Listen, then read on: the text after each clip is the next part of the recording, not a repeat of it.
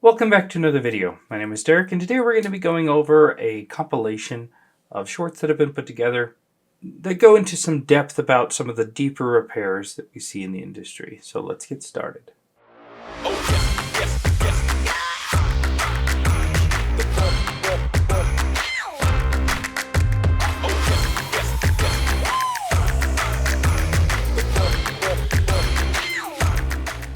Now, to make sure we don't have any copyright issues with regards to music, we're going to make sure the sound's off. The first one we're going to look at is an iPhone 13 Pro. It's got a green screen issue. Let's see what he does.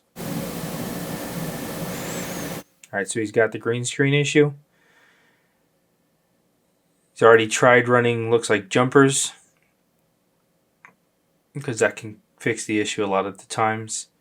And now he's taking, it looks like he's taking is a pair of tweezers, and he's going to short two of those lines together to get the screen to work again. Basically, he's stealing power from a line to boost it. That's what the jumper, in a sense, does.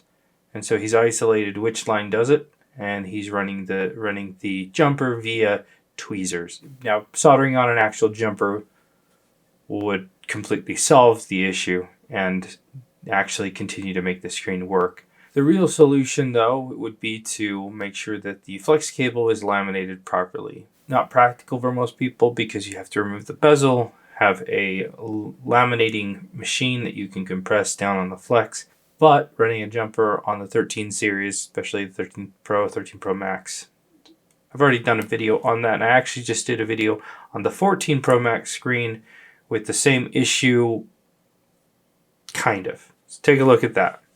All right, looks like this next one looks like it's going to be an issue with the charge port. Sometimes the chargers break off inside the charge port. Let's see if they have a special way to extract it. Tweezers aren't working. Looks like a hot glue stick. Taking his iron, melting the hot glue.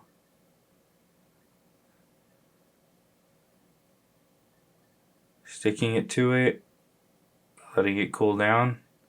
This might work depending on the way you have it, if it broke off really deep inside or not.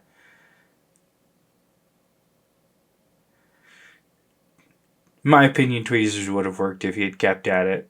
But hey, let me know in the comments below if you tried a trick like this to get it out. I've seen people pipe in hot glue to get out like lint and stuff instead of taking 2 seconds with a tweezer. I don't know. Let me know your thoughts. Alright, it looks like this next one is an iPhone 12 Pro Max that won't turn on. It probably has a short somewhere on the board. They're going to connect it up to a power supply, and let's see what happens. So immediately the amps jump to 3.4, which means that there's definitely a short. It shouldn't draw any power until you prompt it to boot, and when he tested the battery connector on the main power rail, it did draw a short. Right here, it shouldn't draw. It should just, you should be able to test it with the multimeter. Splitting the boards and injecting power into that line, and you can see that there's a component that's heating up, and I'm on the bottom corner of the CPU there. He's adding some flux. It's rosin. You kind of mist the surface with it. It'll help identify the component when you inject power. And now with the multimeter, you can see it's reading a proper number, so they're going to go ahead and put the sandwich boards back together, and voila, the phone's working again. Pretty standard, straightforward short detection.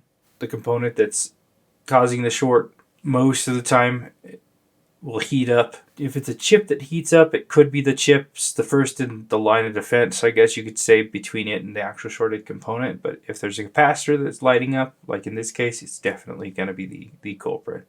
Alright, looks like this next one is kind of giving a tip and a trick for when doing the back glass repairs. Sometimes that lens frame kind of breaks away and wants to dip down. So these rubber gaskets, you can install them under it. This will also help a little bit potentially with like dust or some debris, potentially even water from getting into the gap in the large hole back glass replacements. But putting these gaskets around there definitely will help elevate that so it doesn't sink in during the glass repair. So if you've run into that, there's a solution for you on that. Now this next one is a quick clip of the TBK 958ZE UV laser machine that is now available at Mobile Centrics. Let's see what that's all about.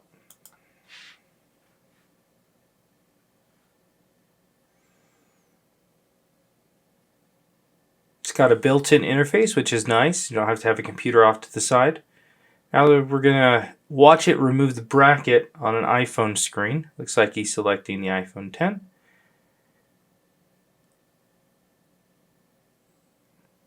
And he's turning it on, and it has a precision autofocus.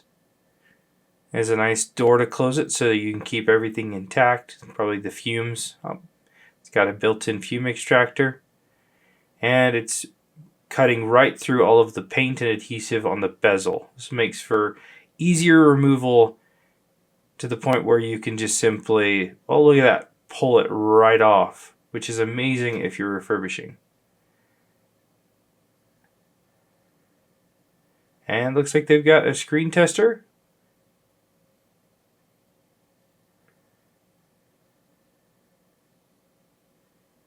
And this is one of the coolest things, being able to laser the OCA layer that holds the glass to the display. This makes it so much easier to separate the glass from the display in the refurbishing process. And you can see that the screen was just as it was before. It's got the white line down the side, but otherwise it's good. And using simply isopropyl alcohol, not even needing the wire, is able to separate the display from the glass. That is amazing. A lot of the issues with refurbishing come down to how well the wire cutting goes, because the wire can scrape the polarizer or the digitizer. You can drag pieces of glass across the surfaces as well, micro cracks, micro pieces of glass that get stuck in that with the wire, and there's a lot of issues. So being able to pop the glass off without needing the wire, that's quite amazing. And of course, the TBK 958ZE can also do the back glass and etch as well if you're looking to etch pictures or names or phone numbers into things. That's pretty amazing. Alright, this next one is going to be on the TB10 Pro. This is a new multimeter / infrared camera. Also available at Mobile Centrics. Let's see what it's all about. Some cool, nice shots of what it looks like. It's got infrared thermal imaging, NCV detection, temperature, frequency, diode, capacitance, resistance, NCV detection. Supports macro and micro cameras, so basically you can zoom in or zoom out with the infrared. It's got accurate infrared temperature measurements and 15 color modes. That's really cool. Supports 11 languages and non-AC voltage detection, including live wires, infrared thermal imaging. That is pretty sweet. I'm excited to use it, hopefully in an upcoming video. This next one looks like they've got a torn flex cable. This happens a lot. And sometimes you just can't wait to get a new cable. Sometimes you might want to just get it done. And if you have the ability to do it right then and there on the spot, it might come in handy one day. Let's see what it takes.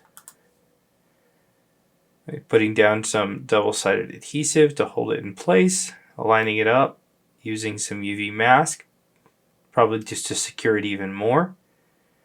Curing that. And then using a razor blade, going to scrape away different sections of the trace. Now you'll see that he's alternating. And in my opinion, that's the best way to do it so that you don't potentially bridge them. Now using some solder paste, he's tinning all of the little traces. And using some really small jumper wires, going one by one, carefully soldering wires. And it looks like he's doubling up on some of the bigger ones. And then single ones going with a single jumper. And nicely done. Cleaning it up with some isopropyl alcohol. And you'll want to cover the entire thing in UV mask to really make sure none of those wires bridge, and it also becomes nice and rigid.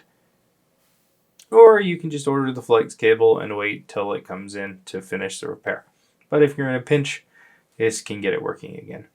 Alright, this next one's looking at an iPhone 14 Pro. Every once in a while, you'll get lines in the display, especially if you try to pry up the screen.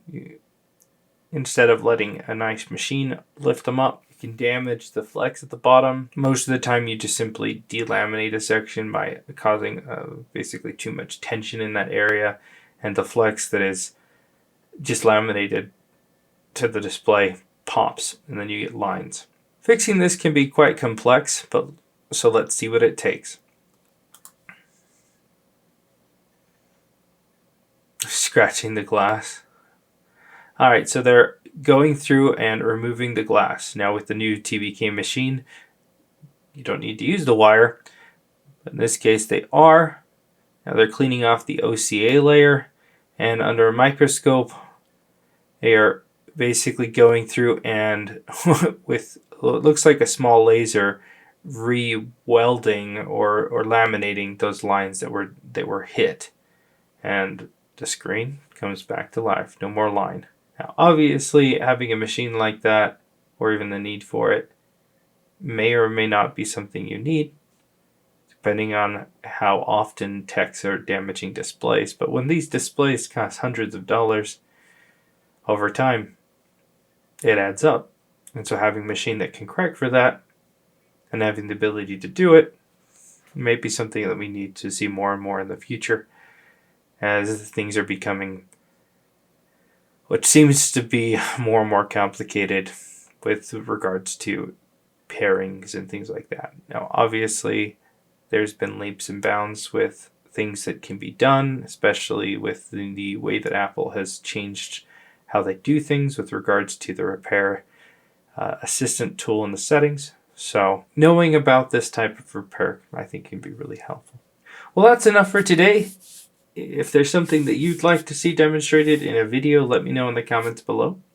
If you like this style of me going over the short clips, like the video.